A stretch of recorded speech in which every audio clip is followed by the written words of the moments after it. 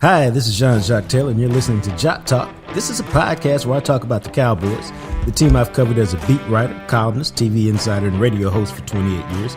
I'll also talk about the NFL and the things I love, working out, streaming, food, and all things down. Welcome to JacquesTalk, where sports is fluid. What's true today might not be true an hour, a day, or a month from now. I'm going to give you the truth straight, no chaser. Glad to have you aboard. Let's get it. JacquesTalk. Episode 120. I'm Jacques Taylor, joined by my boy Big Joe in the Big Rig. What's the sit rep, dog? What's the sit rep, dog? Boy, we are far from Uncle Sam today. Let's see, we are 57 seconds in. We are 5x5, and Operation Jacques Talk is a go. That is music to my ears. Before we get started on what number 20 is, I want to tell you, please go to the YouTube channel, The Real Jacques Talk. Check out fascinating interview I did with Kevin Smith as part of Jacques Talk One-on-One. Please subscribe to the channel, leave a comment, and we've got another episode coming up in a couple weeks, and we got some interviews scheduled this week, so we are off and running on Jacques Talk. But please check it out at The Real Jacques Talk on YouTube. We always like to tell you when we get it going that episode 20. Who you got, dog? Episode 120, but we talking about number 20. Yeah. The late, great Ohio State, Ron Springs. You know, that was my guy. That's who I was going to come up with. I mean, you got to tip your cap to Mel Renfro. Yes, but, indeed. Yes, Ron indeed. Springs was a great dude and a great man. Tragically lost his life, complications with diabetes, kidney disease, and was in a coma for years, which is tragic in and of itself. But Ron Springs, the few times I met him, that dude was off the chain. Wow, one of the funniest people you'll ever be around. But we're gonna do something he different. Was the ultimate. He was the ultimate utility player. He wasn't a big fullback. He was like 6'1", 210. He came in he played at Coffeyville Junior College. I remember that. And then he went to Ohio State, but he came in as a 6'1", 210-pound running back. Oh yeah, very versatile. I remember him just receiver. not a bruiser at all, but he blocked for Tony Dorsett. He was flexible. He could catch the ball. Just a long-legged guy too. Yeah. Yeah, Ron was all of those things. Yeah, Ron really was a good player too. Yeah, he was. He was one of them Cowboys, man, that I remember as a kid. The question is, how long did Ron Springs play in the league? Man, I give you all that. I'm always missing the guess. I would say 9 years. That's a good guess. He played 8. There you go. 6 with Dallas, 2 with Tampa Bay. That's the most yards he ever had in a season. 500 something. That's a good guess. He had 172 carries for 625 yards in 1981, but scored 10 touchdowns. Probably was Tony Dorsett. He probably was backing up Dorsett when Dorsett came out the game. No, he was. He was a receiver. Had a couple years where one year he caught 73 passes in Dallas, which is when they really optimized. That was probably his best year, was 83, where he ran the ball 150 times and then caught 73 passes, had 500 rushing, 500 receiving, and scored 8 touchdowns. So fantastic year for him on that year. But Ron Springs, my Buckeye brother, rest in peace. We're going to talk about, let's get Archer on the phone, man. Todd Archer brought to you each and every Wednesday by Smokey John's Barbecue, 1820 West Mockingbird, home of the Jam Session Bowl and everything that is delightful to your belly. It is food to live for. But we're going to do something different on the show today. I typically don't like Mount Rushmore discussions. And here's why. You hear a lot of them on the radio during this time of year, and it's because people don't have anything to talk about. There's no football, hockey season's over. If your baseball team ain't no good like the Rangers are right now, you don't necessarily want to talk about them. The basketball season's over. It's kind of a dead period. And so typically I still wouldn't even talk about Mount Rushmore because I think it's incredibly lazy for most franchises. But the NFL put out a Mount Rushmore for each NFL team. And then I was thinking, well, the Cowboys, this would be like it for the Cowboys or the Steelers. There's such a legacy that it could lead to a good conversation. Hello. What's up, bro? How you rolling? What's going on?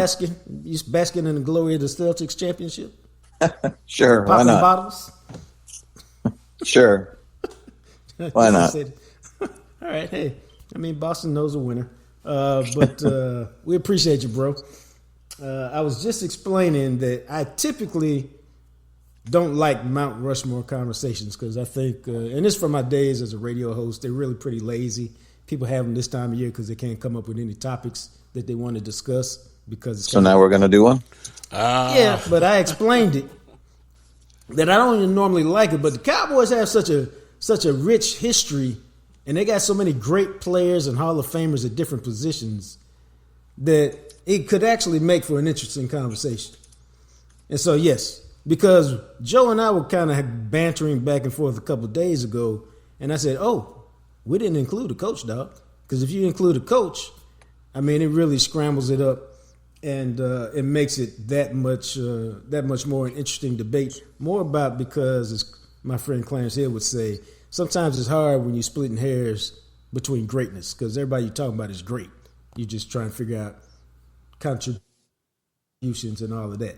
So that being said, we decided who better to add to this conversation than the man who's seen the Cowboys for the last 21 years.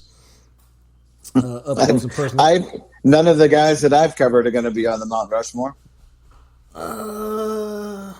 You have to win a Super Bowl. In a franchise like this, you have to have won a Super Bowl. Okay, see, this is why it's a good conversation. The discussion has begun. This is why it's a good conversation, because the first words out of Archer's mouth is, hey, you got to have a Super Bowl if you want to be in this conversation. Franchise like this. Yeah. Right, franchise like this. Now, franchise like the Rangers or the Mavs or the Stars, you got 1, 3, you can throw a whole bunch of people on there. Right. Cowboys, you got 5. In how many years of the franchise? 70-something, whatever that kid is. Right. You got to win a Super Bowl. Joe, seems like you had a different criteria. Did you? A little bit. Maybe you had to see him. Maybe you had to have seen a guy play. Maybe because I didn't see Bob Lilly play. And they say Bob Lilly is the man, but I didn't. I seen highlights. And those highlights really ain't no good because it just show the end of the play. So I haven't really, it's a little criteria for me. Then I have the thing where I idolized somebody and I was a big fan. Like I idolized Tony Dorsett because I was a kid, but I was a big fan of Emmett. But then, it's not a question of who's on the Mount Rushmore when it comes to running backs. It got to be Emmett. But that's just how I look at it. So I would I don't mind the you had to have seen them play argument a little bit because I didn't see Bob Lilly play either. But the guys, but I'll go to the Mount Rushmore part of this. It was built in 1925. Well, none of those people saw Thomas Jefferson and George Washington be the president, but they still put him up there, right? Right. So, I Teddy Roosevelt and Abraham Lincoln, obviously those guys. Not saying they don't do that. What I'm saying is maybe some people alive in 1925 somehow saw them. Obviously Roosevelt, but so that's why. Can I give you my 4 and then we can move on to discuss it more? Let me see. Do you want to do it like that, Joe, or you want to drag it out? No. We usually run long with Todd anyway, so it's all good. It's a good thing. Is that good or bad? It's a good thing. It's a good thing because this is our topic for the day. So because it's our topic for the day, let's have the discussion first, and then you can put them on there at the back. Okay. Now, Joe, because and see, even how you get to this point was a good conversation because I was like, it seemed to me we just need to start with the Ring of Honor folks, and we can start the conversation there. We don't need to talk about a whole lot of other stuff. And he was like, no, we need to go through who the best player is at each position, and then we can narrow it down to get to the 4. from that. So I didn't really have a problem with that, but because it's kind of the same conversation. But it starts with the quarterback because one of them two is going to be on there. Or you can do like San Francisco. The guy who did it and this is all because the NFL put out their Mount Rushmore list last week for each team. But San Francisco had Joe Montana and Steve Young on there, which Joe didn't really go for that. But that's San Francisco. They do things differently in the Bay Area. So the conversation starts with Romo and Dak when you're talking about best quarterbacks in franchise history. No, it don't. Tweet! I got you, dog. That's 5 yards offsides Hartfield. Got him with the hard count. Joe, even I saw through that one. Got him with the hard count. Hey, you gonna get me with the hard count, man? Hey, I'm ready to down block. It's 4th and 1. I'm ready to down block. You got me. Bro. I'm ready to shoot the gap. Whatever you want to call it. Yeah. Whew, I that fell was for my good that. laugh for the morning. I just saw number 9 and number 4. The way my mind works, I'm going 9 and 4. What the hell are you talking about? Didn't my man say there ain't nobody he covered, right? There you go. Whew, boy, that was a good one. That wasn't that damn funny, but all right. So. Hey, man, it be the little things that amuse everybody in life. So we got Roger, we got Troy. Who's your guy, Arch? Staubach. Out of those two. It's Roger, just because he's Captain America. He's the guy who, for a lot of people that are fans not from the Dallas area, of our age and maybe a little bit younger than us, he's the reason why they're Cowboys fans. And he's on there. Well, they're not in any order, but it's Roger in my mind. I know Troy's won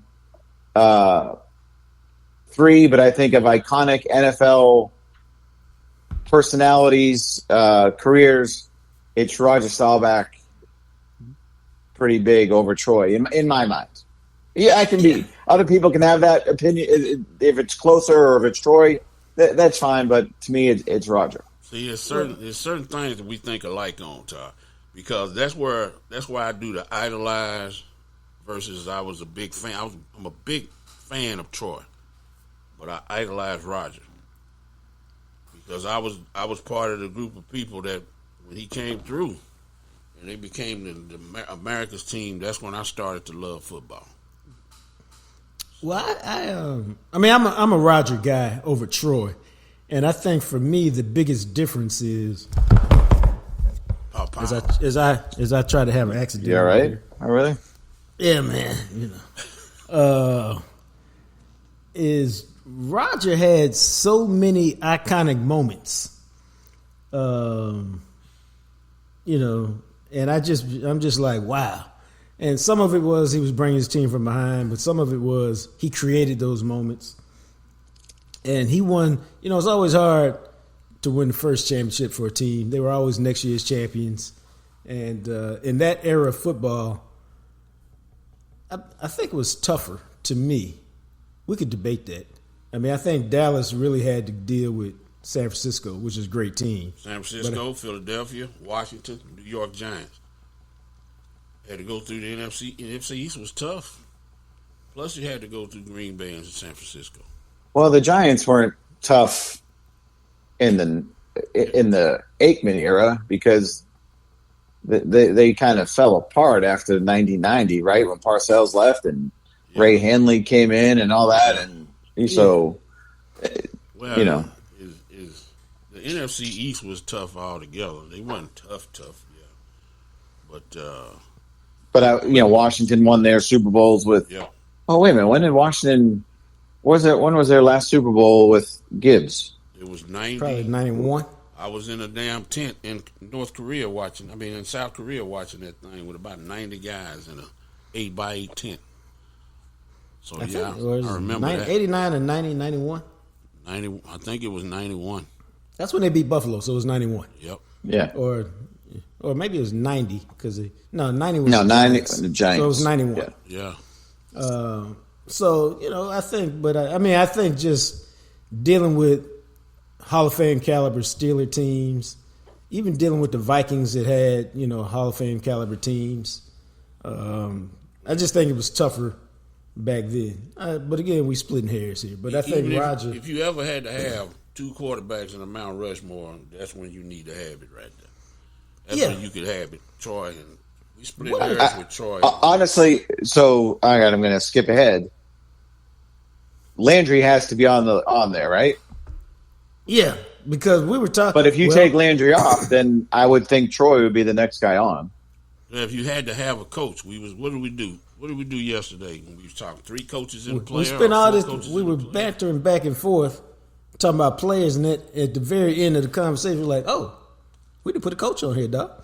I got to be honest, Jacques. You sent me the text message about what we were talking about, and I'm thinking, okay, and I went through all the players, and then all of a sudden I'm like, wait a minute, what about Landry? So, I'm telling you, man, it's only a couple of franchises. This one, Pittsburgh, only a couple. Green Bay, I think, where this is kind of an interesting conversation. I think most franchise is pretty basic, boom, boom, boom, boom, boom, and so it doesn't really, it's not that compelling. But the Cowboys, to me, is you can make arguments for a lot of different people, and you wouldn't be wrong in the eyes of many. But I think Landry's got to be up there. I mean, with the flex defense, with the 20 straight winning seasons, with the built it from scratch.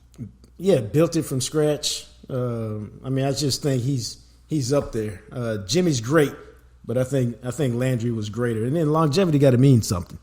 And that 20 win seasons, I think only the Patriots have eclipsed that. 20 straight winning seasons, which is incredible. Now, yes, they didn't have free agency, but still. To be that consistently good and then continue to be innovative with the shotgun and with the flex defense until, the flex was outdated. And as conservative as he was, he still always had a bunch of trick plays in his repertoire. And to call the offense and the defense for years. So, I don't these, really know these days he'd be called a control freak. Dude. While I was saying all of this in my head I promise y'all, I was like, he was clearly the biggest control freak ever. I think the last coach to do that I knew was Jerry Glanville. To do what? Call both offense and defense. When did he do that? With the Falcons. Really? Yeah, he had his coordinator, but he called both offense and defense. He had June Jones over there. I guess you can make the argument that Belichick might have done it in New England last year. But, not last year, 2 years ago, but it didn't work out well. No, not at all. Right. So, yes. So, I guess Landry is on there. And so now you've only got room for 3 other players. It seems to me that Staubach has to be on there. But we'll get back to that in a minute. So, with quarterbacks, it's about Aikman and Staubach, and it seems to me that Staubach is the leader in the clubhouse for us. Now, we're going with Dorsett, or you going with Emmett? Emmett's the all-time leading rusher, but I think Dorsett was like number 2 when he retired. I'm going with Emmett just because he's the NFL's all-time leading rusher. And again, we're splitting hairs here, right? But no one in the history of professional football has rushed more yards than this guy.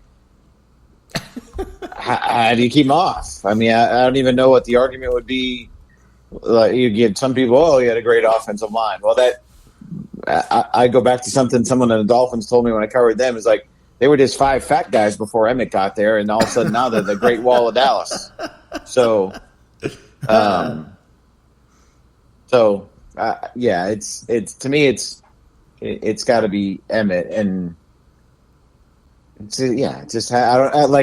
some of these, like, I don't know where the debate comes in, other than, we got to debate it, but it should be like the Hall of Fame deal where a guy stands up in the room and says just the dude's name. Ladies and gentlemen, I present to you John Elway, and you sit back down. You don't need to give any stats, or you just need to say the dude's name. I think with Emmett, it's kind of just that. Rushing titles, Pro Bowls, Super Bowl MVP, League MVP. You saw what he was like the 2 games that they missed and how important he was to that team. So, yeah, to me, it's Emmett. All right. I just double-checked this just to be sure. But, yeah, when Dorsett retired, I didn't even realize it at the time. probably because I was a younger guy. When Dorsett retired, he was second all-time leading rusher behind Walter Payton, and he was only 409 yards behind Payton, which is kind of crazy to me because it seemed like he didn't carry the ball enough to be that high up on the list, but it was. But anyway, I can't argue with Emmett, so I think Emmett gets there. And to me, this is the best. Well, I don't know. I think it's probably the best discussion. Who's the receiver? Is it Mike? Is it Drew? Is it Bob Hayes? I mean, you got 3 Hall of Famers you're picking from. I mean, this is where I go. Like, is it recency bias? Not that it's recent, obviously, but recent for us anyway. That it's to me, it's Michael more than the other guys. Same criteria is same thing as when you said same thing you said about Emmett. Right. Like, I mean, all 3 of those guys had to wait a little bit, obviously, to get into the Hall of Fame. But Michael only waited a couple of years, where the other guys waited a long, long time, whether deserve it or not. Heartbeat of the 3 Super Bowl teams, obviously put up the great numbers. Still, if not for Witten's longevity and just consistency in catching and yards, would still be probably number 1 in team history. I think it's Michael.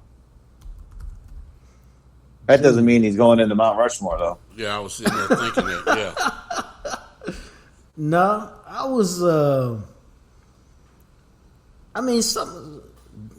when you look at these numbers, and it's not all based on numbers, because sometimes you can tell a guy's great, you don't need to look at those numbers. But when you think about it, it's amazing.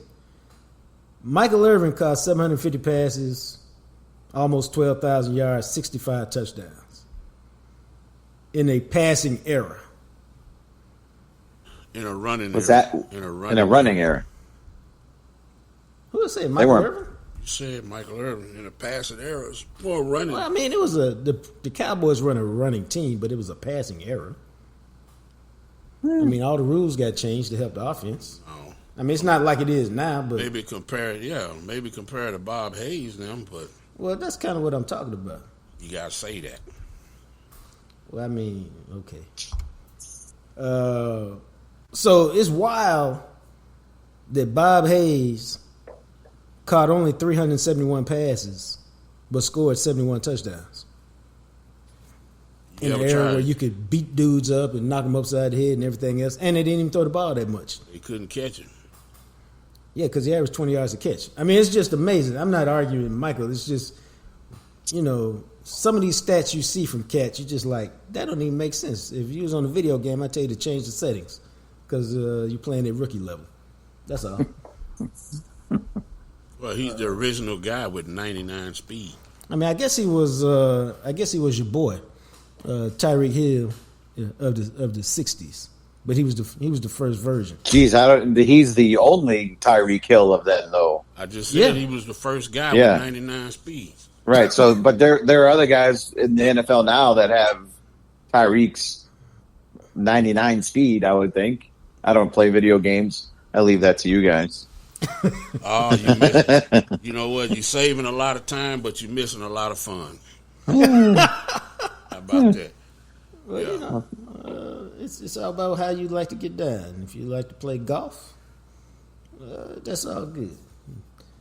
But you can play a whole lot of video games in 4 hours. Yeah, but 4 hours you'll never get back.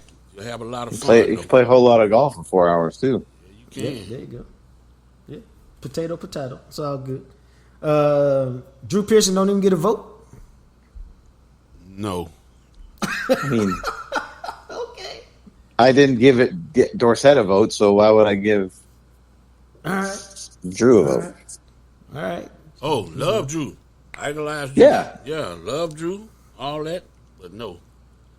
Now, I mean, I know, The original 88, it's all good. Yeah, I love Bob Hayes. I can't put him on it, but damn, he was good. Well, everybody wanted to be Drew. If if you pick Roger on the playground, I'm gonna be Roger today, all right? And I'm gonna be Drew. Next guy got to be Tony Hill. Right. So I got you. That's the idolizing stuff right there. I think Drew doesn't make it in part because he once sprained his knee during the touchdown celebration. That don't even know. What's wrong with you? Just throw a flag on me again. I don't care. Tight end, I guess we're going with Witten over Ditka. Yeah. I mean, again. And Billy Joe. Okay. I guess no Super Bowl, I got you, but all the Pro Bowls, all pros, franchise's all-time leading receiver. Yeah, no question. All-around tight end. No question. Next. No question. Next. Yep. Too easy. All right, who's your offensive lineman? Is it L.A.? Or is it Rayfield Wright there? I think it would be Larry Allen because when you think about the best offensive lineman, regardless of position, Larry's name is in the conversation. This is true. Right. So that puts him. That puts him above Rayfield, right? Yeah, I got you. I'm not arguing with that. Plus, he did it at 4 different positions. He did it in an era where there was multiple different pass rushers, and as I like to say, hey, he was a nickel tackle at one point in his career. And also, this isn't related to his play, but it just got me thinking about something with Witten. He had his moment, right? Chasing down the guy in the interception. Like, yeah, that's going to be, that when you think of Larry Allen, that's the first play a lot of people probably think of. Wow. And with Witten, the first play probably people think of is the helmetless catch. I got a poster. Right? Yeah. What is I love that. That's a good idea. I'm taking an exit ramp now. What's Irvin's play? I'm trying. What comes into my mind was I forget. Was it the first Super Bowl that he scored the touchdown? Yeah. Yeah, where he kind of at the goal line, caught it, and then stepped in. Yep. Yeah. All right. That comes to my mind. What's Emmett's play? I don't know. I would say Emmett's play is a series of plays. The drive against Buffalo where they fed him the ball like 7 straight times. Yeah, I was just thinking play, and I'm going after the Giants game when he separated his shoulder and he came back. Might be a series of plays there too, but I think that's his moment. Maybe for me, yeah. I think one of those two is his moment. You're either going to say the Giants game where he went 35 for 163, I think, and 10 for 68, or you're going to say the drive to start the third quarter in the Super Bowl where it was lead draw left, right, and up the middle. Emmitt Smith and Troy are so consistent. To me, it's kind of hard to pick out one moment. Well, for Troy, if you were having an iconic moment, it's either the Super Bowl to Harper or it's the throw to Harper on the slant against San Francisco, to me. Yeah, that's the first one that I thought of, was that one. And Rodgers got to be the Hail Mary, I would think. Right. All right. See, we got through that very quickly. I'm impressed with us. Defensive line. I told Joe yesterday, Bob Lilly had 7 times first team All-Pro and twice Defensive Player of the Year. And he threw Bob Greasy for a 20-yard loss in the Super Bowl. And so it was, and by all accounts, he was that dude. But you got Randy White. Like, I don't have any idea of what Randy White's numbers are. I just know that everybody says he was great. I guess I watched him play all during high school. The Cowboys? Oh, okay. I was just thinking Randy White might be the most numbers. Is Randy White? All right, this is just off the top of my head without thinking. The most underappreciated great Cowboy? You can say that. Well, check this out. Bob Lilly had 95.5 sacks once they went back and tabbed him up. Randy White at defensive tackle, although Bob Lilly also played defensive tackle. Randy White, as I'm looking at his numbers right now, had 111 sacks from defensive tackle. He was also seven-time. He also played in a 16-game season the majority of his career, and Lilly played in a 14-game season. Lilly probably played in a 12 and a 14. That's a good point. You know, he did something. He was never Defensive Player of the Year, but he was voted in the top 2 or 3 5 times. 9 Pro Bowls. So that's Randy White. He was a bad man, half monster. They say, master. So I mean, I think he's a guy who gets consideration, but at the end of the day, it's Mr. Cowboy. I think it's hard to go against Mr. Cowboy. And we're not even talking about guys like DeMarcus Ware and Charles Haley and how about that? Like, and maybe Charles falls into the category of didn't play here long enough kind of thing, even though he's in the Hall of Fame and blah blah blah blah blah. What did Charles play here? Like 6 years, 5 years? I don't even know. I think he played more here than he did elsewhere. I mean, I think he played more in Dallas than he played in San Francisco. So it's no, he didn't, because he went back to San Francisco at the end. Dude, I forgot about that. He played 5 years here and 8 in San Francisco. Is that right?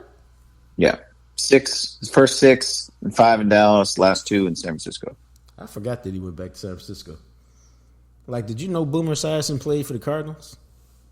Yes, I covered the Bengals. I forgot. I did. Somebody mentioned that to me the other day, and I was like, you remember Reggie White with the Carolina Panthers? Yep. I do remember that. Vaguely. But yeah. You know what? Someone else is going to have a conversation. Do you remember Jason Witten with the Las Vegas Raiders? Yeah, he didn't Until you told me that a few weeks ago, I had completely forgotten that. I had no idea he played for the Raiders. That would be you could make a whole trivia question over guys in the last team that they played for. Dorsett with the Broncos. Yep. Here's a quick exit ramp. I was talking to my man Carlton Dixon, who owns Reveal Suits, where they do the lining of your favorite team or whatever. A lot of schools have it now. A lot of Hall of Fames have it now. And I was over there doing the story, and he was showing me the Hall of Fame NBA jackets. And he's like, "Yeah, this is Dominique Wilkins, man. He played for Orlando and the Spurs." And I'm like, "The hell are you talking about?" He played for the Celtics. Celtic too, yeah. Yeah, I kind of remember the Celtics, but the other two, I had no recollection whatsoever. I had no remember. Yeah, the Spurs, not a chance. Well, that's like Patrick Ewing on the way out. Dude, he played Patrick for Ewing Orlando. played for somebody than the Knicks. I think he played for Orlando. Yeah.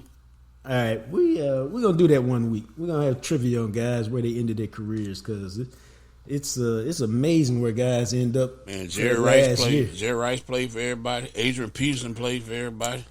Well, yeah, he tried. Yeah, I feel bad for him. He chasing that chick. Hey, man, a lot of people do that. Yeah, this is true. Shaq, you had to go by the team that Shaq played for. Hey, that was here's crazy. The question: where did he end his career? Was it Boston? Celtics. I think it was the Celtics. Celtic great. Shaq. I think he wore number 99, I think. Dude, it's hard to believe Shaq was a journeyman at the end. Let's move on to linebacker.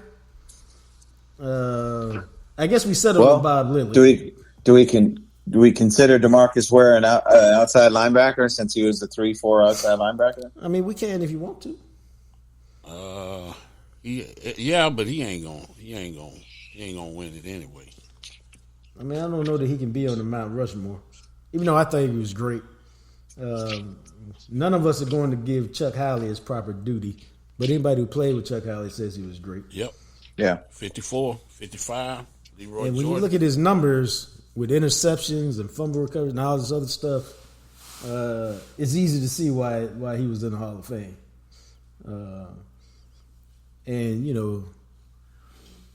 he did the Connor McDavid. Got the MVP trophy for being on the losing championship team. So we're going with Howley, D. Ware.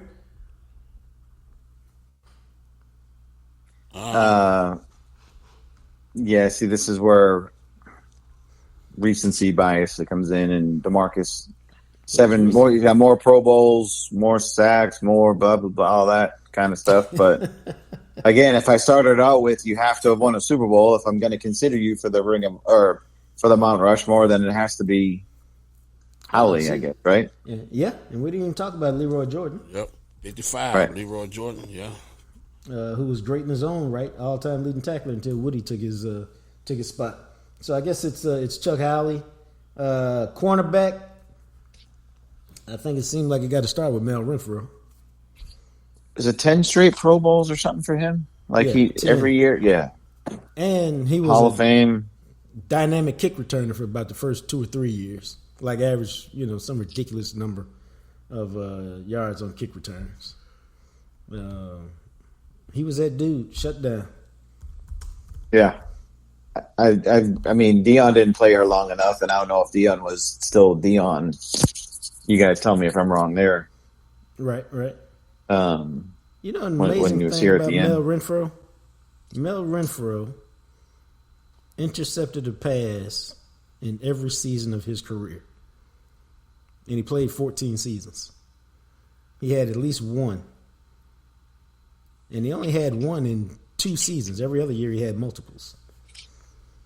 The thing I remember about him is Gil Brandt's story, how they held up the draft because of him. The Cowboys were trying to figure out if his wrist was okay, and they had to send him to a doctor out it might have been in Oregon, and they couldn't find the doctor, or they couldn't find a phone that worked or something, and the draft was held up for hours. And as someone, it might have been, oh my God, it might have been Lombardi who said, "What's the matter, Gil? Your computer broken?" or something like that. Yeah, that was a. I wish I had Gil Brandt's memory to remember those stories, but that's the one that kind of stands out. And then he broke his wrist, or he cut his wrist, because he got mad and punched the mirror. And I can't remember why he got mad and punched the mirror. I can't remember if it's because they lost the game or if it was something else. But he punched the mirror, and that's why he hurt his wrist. But, as a rookie, he averaged 25 yards a kick return and 13 yards a punt return. Both of those led the league. So he was that dude. But, yeah, I think he was... he had a bunch of he was rookie of the year, had a bunch of Pro Bowls, all pros, all of that. And then I guess Darren Woodson or Cliff Harris is your safety. Right, that's the debate right there, right? I mean, Woody won. He won 3, right? He was here for all 3, yeah. All-time leading tackler, Cliff's Hall of Famer. He only won 1 though. No, he got 2. He wasn't there in 71. He didn't win the first one. I'm looking at his stats right now. It says 70. Oh, I was looking at the wrong thing. My bad. I was looking at Charlie Waters? Yeah. No. I was looking at his Pro Bowl streak. Not his career. Yeah. Yeah, he got 2. Jeez. I have recency bias because I just talked to him for about 30 minutes the other day. Right. Right. So what's the Hall of Fame is the tiebreaker. Damn. I mean, he kind of threw down the ace of spades right there, bro. Yeah. Would he make the Hall? I mean, man, Woody was the best, one of the best players of his era of safety. But Woody should be in over some of the. Let me change that because I don't want to denigrate the guys. With some of the safeties we've seen who have gotten in recent years, Woody has to be in. I don't even think it's. I'm not sure why it's all that debatable. What you talking about? We gonna name no names like John Lynch, Steve Atwater, Leroy Butler. I mean, I think I mean, there you go. How he didn't get in over Leroy Butler is John Lynch too. One of the great mysteries to me. Lynch, you can say what you want to about Lynch. Lynch put up a certain amount of numbers that help you get there. But with the Super Bowls and the numbers, what he had, and the fact that I really, to me, the thing about Woodson that people just don't consider is the fact that he was so important to the defense because you didn't have to go to the nickel because he could cover the slot.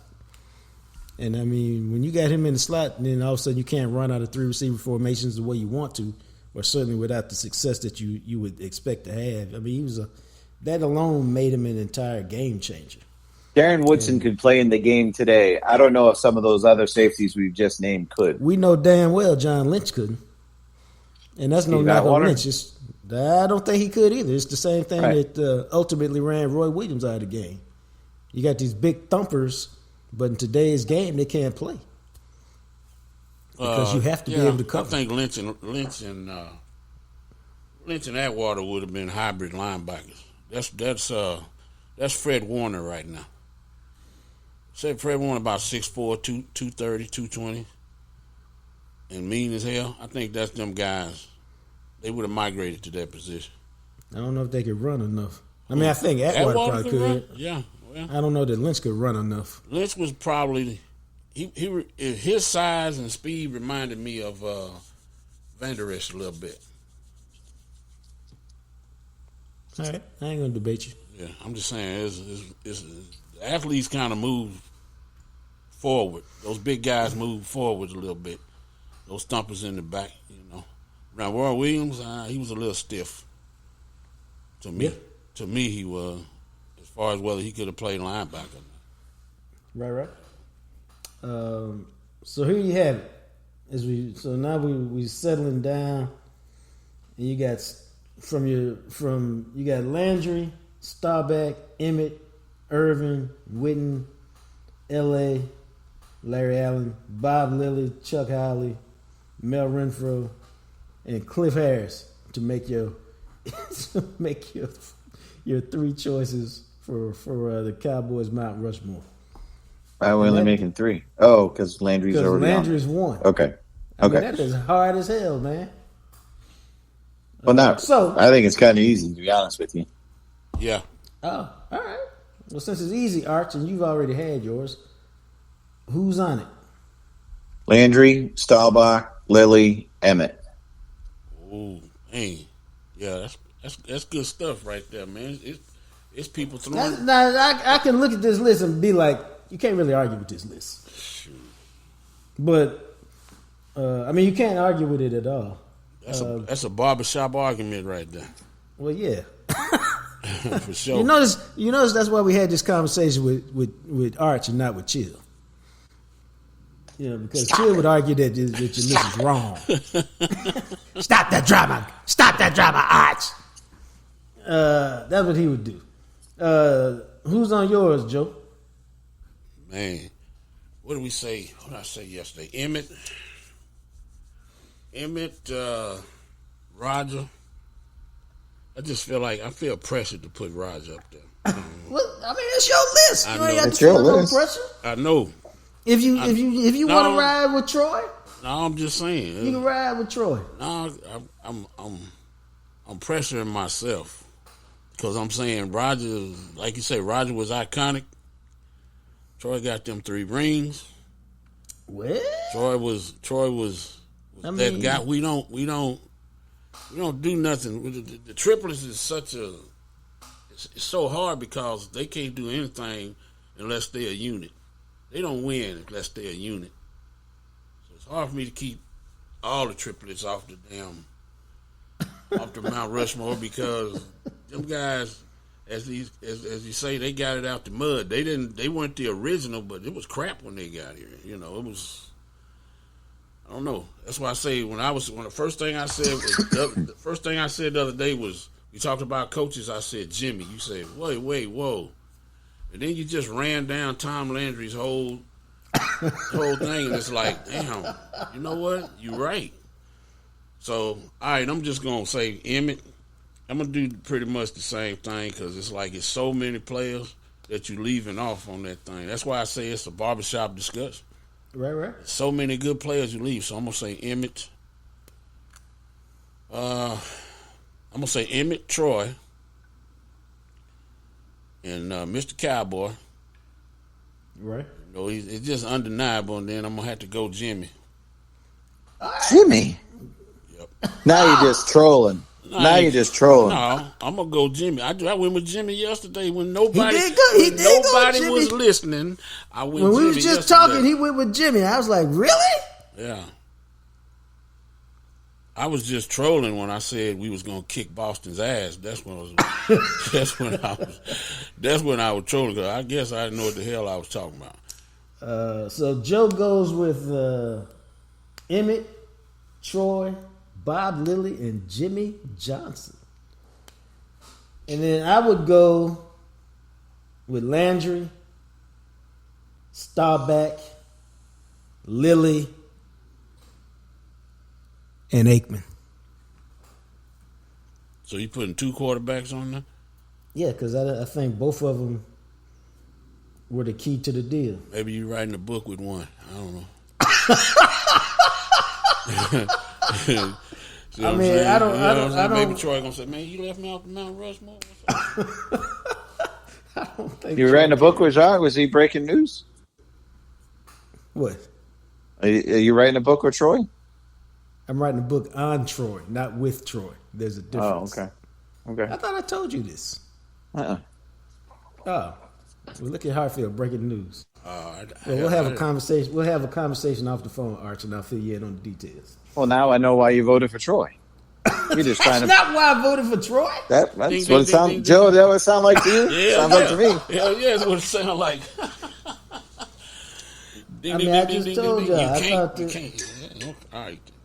I thought Troy was the hub that made them all go, and that in the biggest games in the playoffs, he showed up and delivered. Big time.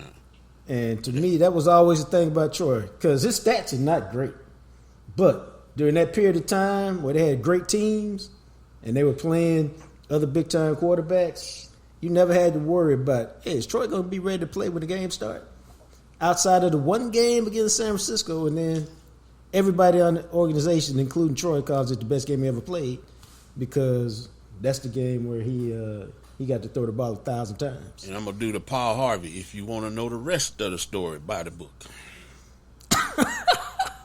Yeah, but I'm still working on it. So it ain't out for a minute or two. Yeah. But now, if you didn't have to add a coach, who would your forward be? Wait. Aikman. Wait. Well, I got a question. Yes, sir. Do you think, let me ask y'all, Well, you don't have to add a coach if you took a coach out. Is what if you're just saying. Right. If you make it player only, Player only. Yeah. okay. I would have Aikman. Aikman is my 5th guy. So when they add another guy to Mount Rushmore, he'd be the first guy I'd add. So you'd have Aikman, Staubach, Lilly, and Emmett. Yeah. All right. That's not too far from me. No, probably we what had I would we had everything the same except Emmett and Aikman on our original 4. I'd probably have Emmett if I did all players. If you did all players, Joe, who would you have? You know, I'm just going to say, go on, throw Troy, and I'm going to go with y'all because my Mount Rushmore is thrown off between everybody because that's just the way I look at it. I mean, I wouldn't have no Bob Lilly on there. I would probably have Randy White. Well, it's your list. I know, There's but I'm no just right or saying wrong. it is because it's got to make sense. I mean, sometimes Yeah, some it things only has just, to make sense to you. Well, it don't make. No. I mean, And we can So since you got Jimmy over Landry, we can make fun of you. So we're good.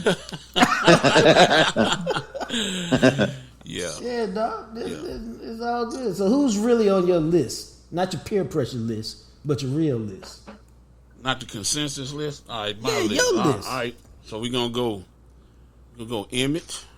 Right? We're gonna go Troy. Yeah. We're gonna go Randy White. Right? We're gonna go Jimmy Johnson. All right. Just that's because why- I got to. I saw Roger, but I'm going with them rings and Troy, and I just have something about me seeing you. My Mount Rushmore got to be who I saw play. All right. Well, the whole purpose of these conversations is really to generate conversation. I mean, that's why radio shows have them. That's why TV shows have them. And so they work best when you just put up your real gut list because that's what drives the conversation. Well, when you have a conversation, you can be swayed by other people's points. You can be swayed by facts. But that's my Mount Rushmore, right? Like I say, Mr. Football, Mr. Cowboy. Okay, yeah, Bob Lilly is great, but I ain't sit down in front of my TV and watch Bob Lilly. I didn't see him, so I saw Randy White go crazy.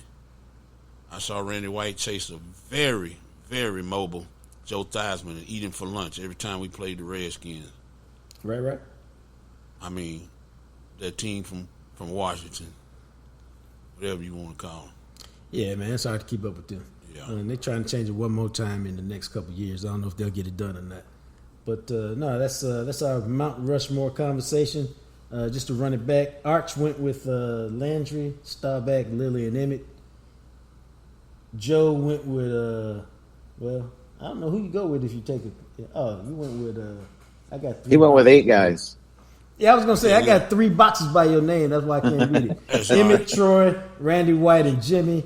And then I went with Landry, Roger, Troy, and Lilly. And the black folks probably get on me because I don't have no black players on the Mount Rushmore. But you know, it be like that sometimes. That came out of left field. Hey, I'm being proactive, so when they come for me, I will have already brought it up. But before we let you go, Arch, this is the off-down time for the Cowboys coaches and players. Most of them are on vacation or hanging out up until training camp. You expect anything to get done during this period, or right at the start of training camp, contract-wise? I want to say yes, just for selfish reasons to get it over with. But no, I don't think we'll have anything done before they get to Oxnard. Anything of substance, let me put it that way. Right. Like they might sign another UFL guy or something like that, right? But right. But I don't think you'll see a CD or a DAC contract completed before they get to Oxnard. Right. Now the biggest one is CD because he's the one who needs the deal to play. You expect him to get done first day of camp, second day of camp? I don't know why it's not done now, to be honest with you. There's no more leaves to fall, to use the Jerry vernacular. And now it's basically up to, do you think he's Justin Jefferson or a little bit below Justin Jefferson? Can you fake the numbers to make everybody happy in some stupid kind of way? It seems pretty clear cut what it should be now. And I've said this to you 1,000 times. I'm not one to think the Cowboys have bungled this because they've waited, because I don't think there was any chance CeeDee Lamb would have signed until Justin Jefferson signed. There was no reason for him to. So now that one's out there, it's established as everything. Work off that, figure it out, get it done. Give the kid a chance to say it's the second best contract in among receivers, or there's some variable to it that makes him say it's the best contract, and some sort of stupid cash flow reasons. I don't know, but yeah, that I'm interested to see. We saw Zach Martin hold out of training camp. Right. Does CD hold out of training camp? I would. I mean, there's no need to show up until you get your money. Now, I will say, Zach Martin had more money in the bank than CD has when he held out. Right. So that $1 million or whatever, I think it was $1 million.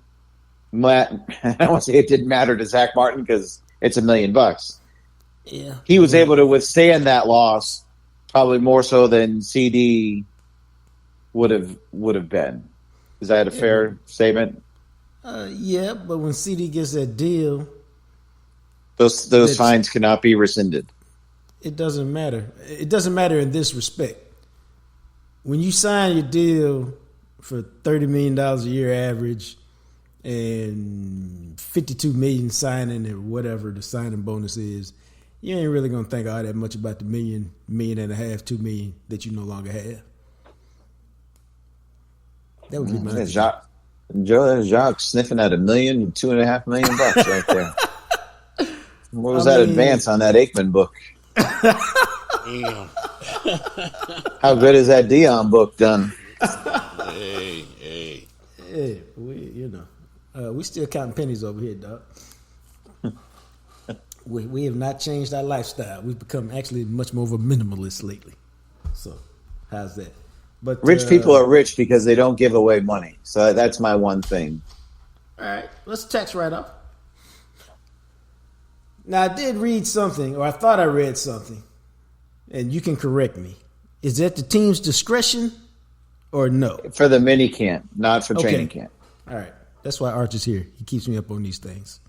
All right. Training camp, you cannot waive the fines. Mini camp, it's at the team's discretion. Well, you do like I did for my agent. Hey, you want this 20%? Put it in on top of what I asked you to give me. See? So he just tell his agent, whatever these fines are, give me that extra $1.5 million to cover it. Then I'm not giving no money away. How about that? I guess that's kind of maybe what they did for Zach, but yeah, well, where that $1 million was added to it, but still. Before I let you go, man, I got a question for you. Oh boy! Matter of fact, let's honor Arch, Joe, by allowing him for the first time to be part of the block. Okay. But let me talk about Smokey John's barbecue real quick. Because, have you been to Smokey John's, Arch? No, you've not invited me. He did, but we boycotted. You want to meet for lunch over there next week? He did invite you, but you said, I'm not going to get a bowl until Joe gets a bowl. Well, Joe got a bowl now. Oh, okay. See, I appreciated that, dog. I remember that, dog. I appreciate you. Check your schedule. You want to go next week? I'm on vacation next week. I'm trying to think what we got going on. But yeah, I don't think I'm going anymore. Right. I'll send you a text. You can join us, Joe, if you'd like another return visit. I'll even pick up the tab. How about that? But Smokey John's Barbecue, 1820 West Mockingbird. It is food to live for. Home of the Jam Session Bowl, which is mac and cheese or mashed potato base bowl. Your choice, Arch. 2 out of 5 smoked meats. And then all that stuff they put on a loaded baked potato, like bacon bits and sour cream and cheese and onion and butter. All of that stuff, man. They put that on there. It's fantastic. It is food to live for. And I enjoy it quite a bit. Content Dave, once he gets off his no sugar diet, he's going to get a Jam Session Bowl too one day. You can join us next week, but he's always working. But if you need, so this is the one that's on the way to Love Field. Yeah. Oh, okay. Right on 1820 West Mockingbird, man. Yeah. He's once gave the address. I was like, okay, now I remember that. Yeah. Okay. Right next to Hans European Cars, where I take the Porsche when it needs to tune up. And so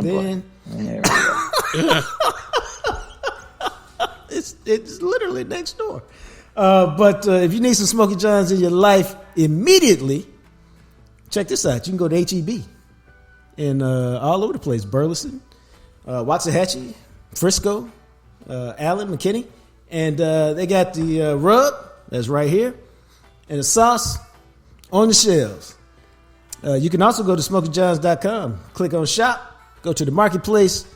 You get the sauce of the rub sent to your house in a couple days. Smokey John's Barbecue. It is food to live for. It's fantastic. It is what? It is love in your mouth. Yum, yum. That don't make the stomach hurt right there. No, I wanted to talk to y'all because I did something this weekend. I went to the movies. And I hadn't been in a minute. When last time you been to the movies, Arch? Month ago. Don't ask me what I saw because now I can't remember. You making out? No, I just can't remember. I know it was maybe a month and a half.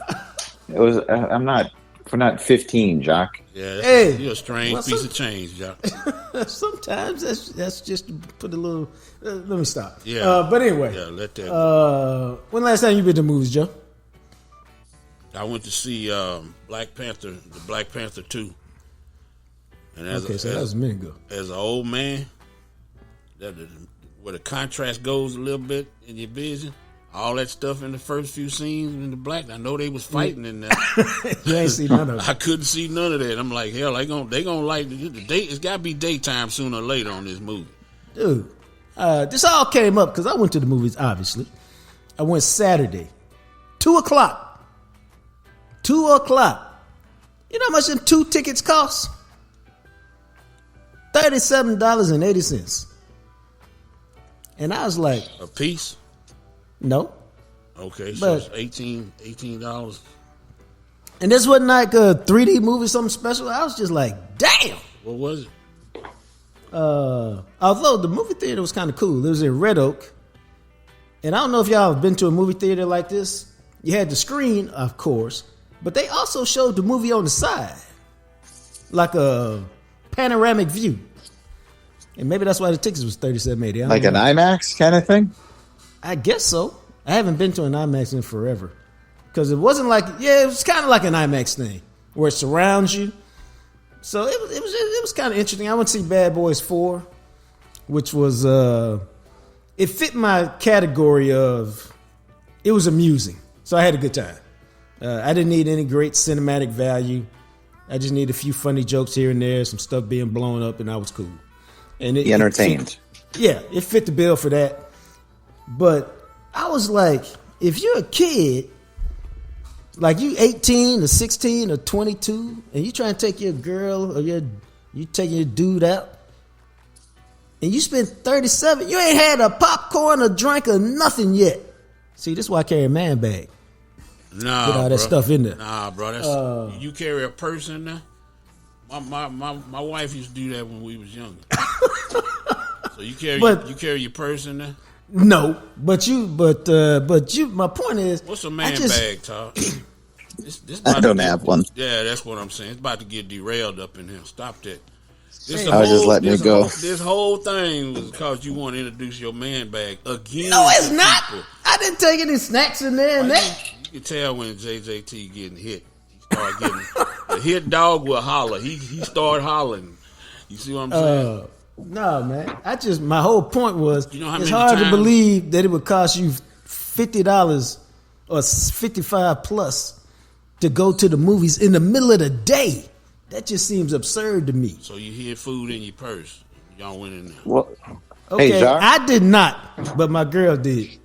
She took a bag. You got a she purse. She took a bag of chips in there. You got a purse. You might well hide stuff too. Both of y'all got a purse. I decline, and it's not a purse; it's a bag. Yeah. Well, you don't need to bring it with you to the movies. That's why I didn't. But I will say this, Jacques. Yes. You know, you're a senior citizen now, so you probably could have got the senior citizen rate. You know what, Arch? I believe you are correct. But I think the senior citizen rate is like 55. I don't even think about it because I don't view myself as, I don't even see myself as 55. I be thinking, damn, I'm 57 years old and I damn sure don't feel like it. I mean, I don't know what it's supposed to feel like, but I don't feel like whatever it's supposed to feel like. But you know what, man? I'm glad you said that because next time I'm going, I'm damn sure asking for the senior citizen discount. I need to get an ARP card too. You got one of them? Do not have one of them. You got one, Joe? Nope. Oh, all right. Anyway, I just wanted to share my movie endeavor with y'all because I was shocked that it costs almost $60 to go to the movies. And I don't know how young people do it. And I don't know that I'm going anytime soon. I wait for that thing to go on DirecTV or Direct. Oh, you can. Direct in 3 weeks. Young people don't go to the movies, and broke people don't go to the movies. Okay, just answer the next question. Because you can bootleg that thing. How long do you think the movie theater as we know it will last? I don't know. Because everybody got big ass TVs, everybody streams, and you can stream it from your house in a month for $5.95 probably. You can get it free. Is that the kind where the people gonna be walking up on the DVD? No, dog. You know what? I used to be a pirate. I'm kind of a retired pirate, so I'm gonna leave that alone. Yeah, leave that alone. 'Cause I got a couple of them cease and desist letters. You're kind of a pirate means you're still a pirate, doesn't it? No, he wearing an eye patch. No, I'm easy killer. You got well, I got Apple equipment now. Right. So it's harder to jailbreak stuff and do stuff like that. So all my stuff is Apple. When I was Android and PC, I was burning everything just cause there was something else new to learn. I learn stuff, I do stuff. That's what I do. No, that's good. But the question is, you think movies will be around 20 years from now? Theaters? Yeah. It's an experience. People still gonna want a night out. Yeah, it's an experience. And it's more. It's not like you can go to a place where you can get like a dinner and watch a movie and all that stuff, not just popcorn and Red Dots or whatever those gummy things are. I think when I saw the second Black Panther, I think it was part of my Father's Day stuff. Oh, okay. So yeah, it's always me and my daughter do that, for the birthday or for the Father's Day or something. So it's always it's an event, or it's All right, cool. All right, Arch, we appreciate you joining us on the block this week. All right. I appreciate it. Yeah, this is a record. We've been on an hour. And we about to say bye. All right. I'll see you next week at Smokey John's. Appreciate it. Yeah, All take care, Arch. All right. All right, bud. And we really are going to Smokey John's next week, so see if you can work it in your schedule if you are free. Joe, maybe if you're free, we'd love to have you there. Maybe, but and just a reminder: check out the YouTube channel, The Real Jacques Talk. Kevin Smith interview of Jacques Talk 1-on-1 is up there. Love for you guys to check it out. Give us some feedback. We got some other shows coming up down the road. We got some interviews scheduled this week. So Jacques Talk 1-on-1 is off and running. You can follow the show on IG at The Real Jacques Talk. Hit me up on Twitter at JJT Journalist. If you think you follow me, you don't. My account's been kidnapped and your boy is not paying nobody's ransom. And finally, you can follow me on Clapper, which is where I put up a lot of videos and have a lot of HSOs on what's going on with the Cowboys and the local sports scene in Dallas, Fort Worth. For Big Joe and the Big Rig, until we chat again, you guys be blessed.